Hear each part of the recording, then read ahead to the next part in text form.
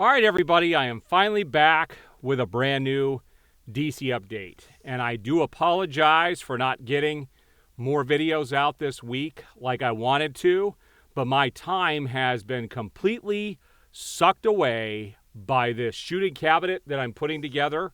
I had to buy a computer to get everything configured, and it has turned into quite a project. I will talk about that at the end of this video for people who are interested. I'm going to talk about what I've had to go through just to get this thing up and running, and it's still ongoing. But that computer, and I hate Windows computers because of this very thing, but all of my time, literally all of my free time this week has been sucked away by this project that I am working on. But I'll get more in detail on that subject at the end so that people aren't wasting their time. They're here for a DC update. And honestly, there hasn't been a whole lot of information that has circulated this week. It has been very quiet, but I have a few things I'm going to show you, and we're going to talk about a few things here. All right, so the first photo I have for you guys here today is directly tied to Blue Beetle. And this has been a debacle for the studio. I talked about this in my last video. It is an utter failure at the box office. Even overseas, it's not doing as well as they expected. But I thought this would be a perfect casting choice. They didn't even pronounce the guy's name right, but it's Jason Sudeikis for Ted Kord and Blue Beetle 2. I think that would be awesome. I think that would be amazing casting. But we'll see if that second movie ever comes out to begin with. But I am going to follow up on Blue Beetle here in a few minutes. All right, so here's the biggest news that came out since my last video. And it says, James Gunn responds on rumors of John Krasinski, his casting as the DCU Batman. And he said, we don't even have a script, and there's a strike happening. So no casting. Now, that doesn't mean things aren't moving behind the scenes. I'm sure they're still moving forward with plans or doing stuff that doesn't get seen by the public. But he's made comments before about stuff not happening. I mean, Corn Sweat was one of those that he talked about, that it's a private thing, and all of a sudden he gets cast as Batman or as Superman. And so that doesn't mean things aren't happening behind the scenes, but I personally don't think John Krasinski will get cast as Batman. I think he's got the stature, the body build for it, but I don't know if his face would work for either Batman or Bruce Wayne. But he's definitely got the body for it. So here we go. DC's rebrand stumbles with Blue Beetle.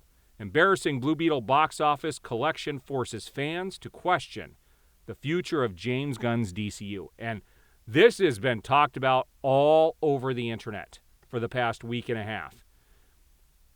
The people are just now questioning. Lots of networks or outlets are starting to question whether James Gunn is the right guy for the job or not. Now, granted, this is not a James Gunn project, but James Gunn did come out and say this is his first DCU character, and nobody showed up to see it, and which is sad. I actually did see the movie. I do have my review out for that if you haven't seen it.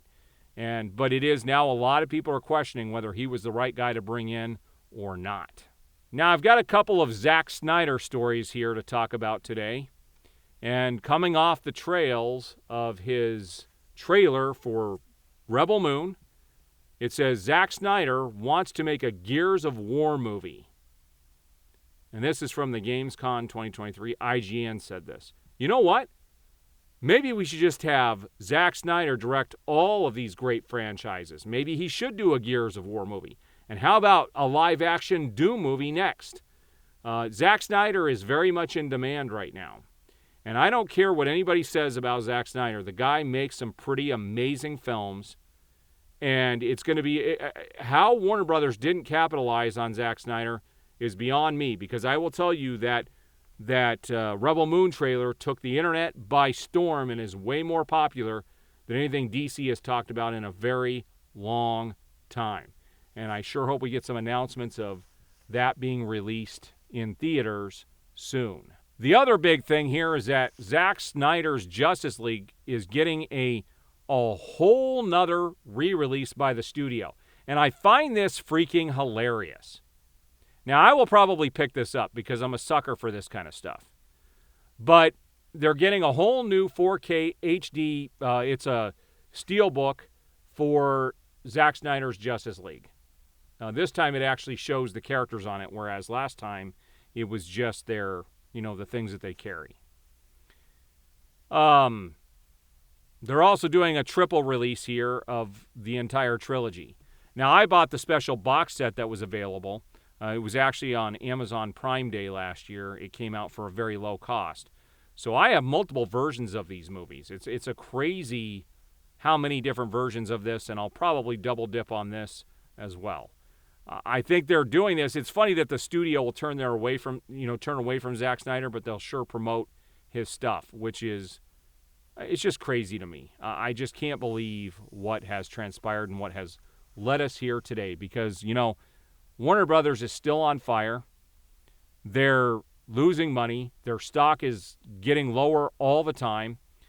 I don't know who's going to want to invest in anything that Warner Brothers is going to want to do. But they sure will still continue to capitalize and make money off of the stuff that Zack Snyder has produced. So again, you can't make this stuff up, guys. Warner Brothers is in big trouble, and I don't think they're going to come out of it. I really think they need to sell their movie division to a whole nother company and maybe sell off some of the IPs, and I would like to see the DC stuff go to somebody who actually cares because, again, James Gunn has never done anything serious. His stuff is nothing other than comedy. He's never done anything other than comedy. And he's got a wide range of movies behind him and stuff to prove that point. I just don't know. He's just not the right person for the job. But, we are where we are. We're going to see if Superman Legacy ever gets made. All right, so there's my update. Now, I am going to talk about what I did with what I've gone through with this computer this week. So if you want to sign off now is a good time to go ahead and leave the conversation or the video. But so this shooting cabinet, I needed a new computer for it, and I didn't want to spend a lot of money. And they have these new handheld computers that are way more powerful than anything that's been released in the past. And I have a computer upstairs that is now 8 years old. It's an 8-core processor, but it's not capable of, I was going to just use that computer, but it's just the processor is just not capable of handling the processing that needs to be done now that it's 8 years old. So I was able to pick up a Ryzen 7. It's a 5800H processor GPU combo. It's in a little handheld computer that sits in the palm of my hand. And this thing is uber powerful with it's got Windows 11 Pro loaded onto it. I'm actually going to leave a link to this computer in the video. So if you guys are looking for a new powerful computer for probably gaming, especially retro gaming, this is the computer to get. Now, I started loading it up. The first thing I checked is my favorite games on the PS3 are MotorStorm. So I loaded RPCS3 onto this computer, and sure enough, it played the original MotorStorm perfectly. The MotorStorm, the second one, the Pacific Rim, worked, but it had some pretty blocky graphics. It looked good for the most part, but, that game is at blazing speeds. And it played at full speed, but the graphics were not rendering because with that specific GPU-CPU combo, you have to turn off anti-aliasing, which actually smooths out a lot of those graphics. And it didn't look the best, but it was playable. So most PS3 games don't move that fast and are fully playable with this.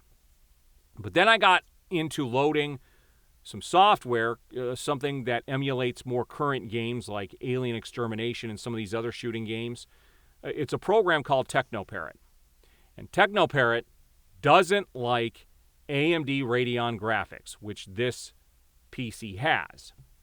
So the only solution to this is to have a standalone GPU in combination with this specific computer. So what you do is you buy this cable that goes into the M.2 slot that the hard drive goes into, and you can run a GPU off to the side with that. But this started a chain reaction of stuff that just sucked up all of my time. The first thing I had to do was clone the M.2 drive onto an SSD that fits in the 2.5 slot, because when you open up the computer, the thing at the top is an expansion slot for a regular M.2, or not M.2, but a regular SSD into basically a SATA It's a SATA connection. Well, when I went to make that clone, it wouldn't boot. I was able to get it to boot by going into safe mode, and then I was able to boot it, but then I had no administrative. I couldn't go into disk management or anything because I went from a 500 gigabyte M.2 to a 1 terabyte external. It's an SSD that went into that slot. So I was able to get it to boot, but in the end, I ended up having to just reinstall a fresh version of Windows 11 Pro. Got it back up and running, which is great. And now I'm waiting for this cable to show up that's going to go into the M.2 slot. So I have the whole thing taken apart. But this was my entire week this week. Like, it sucked up every extra minute that I had trying to get everything situated. And so the computer and how this is going to connect is pretty cool because I'm going to have it's basically a board, a PCIe slot that the GPU plugs into. And then you have this long cable that goes into the M.2 slot in the computer. But you have to have a way to power that GPU, that graphics card. And so mine is an 8-slot cable that goes into it. It's a 1660. It's a NVIDIA 1660 card, which works great. It's perfect for what I'm doing. And I have to power it. Well, I have an old PCU power supply, but it doesn't have the connections for the card. So I had to order some adapters. The other problem I had is that this particular old PSU power supply, when you plug it in, it doesn't just start. It needs to be plugged into a motherboard. Well, I found a video where you take a clip, like a paper clip, you bend it, and you connect the green wire to a black wire on that cable that plugs into the motherboard, and it bypasses that, so when you plug it in, it works. And sure enough, that works. So I've got everything ready to go, but this thing's going to be like a horror show. It's like Frankenstein put together. It's going to be the little mini computer with the cable coming out of it to a standalone graphics card that goes out to a power supply that gets plugged into the wall. Now, this is all going into my cabinet, the arcade cabinet, so I don't care. And most of the stuff I had, the only extra thing I had to spend, the computer was $300. There's like a coupon for it where you can get it for right around $300 or $350. And then the GPU I already had in another computer that I just took out that I'm going to be using. So it cost me nothing other than the computer and the adapters I'm going to have to get for the power to plug it in. So I think I spent like an extra $80 above and beyond what the computer was.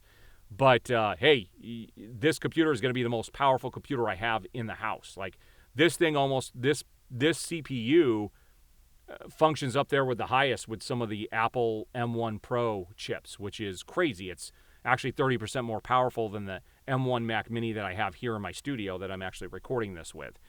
So I am going to be chronicling, the build with some pictures and some commentary on how I'm adapting this cabinet. But the next step is going to be for me to order the guns. And then first thing I'm doing is I'm getting all the games loaded and all working within the system that I'm going to use. And then I'm going to order the guns so that when they show up, all I have to worry about is getting the software set up for the guns themselves. So this is a multi-step process, but it is taking up a lot more of my time than I was expecting, but I'm learning things, I'm doing things. I'm one of those people that's not afraid to dig in and try new things. And so I've been having a lot of fun working on the project, but it is taking up a lot of my time. I'm exhausted from it.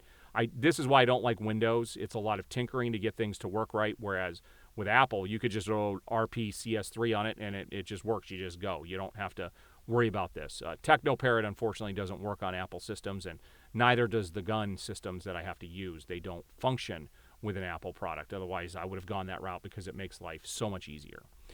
So there's kind of my update for the day. I do appreciate all the support. We will see you guys on the next video.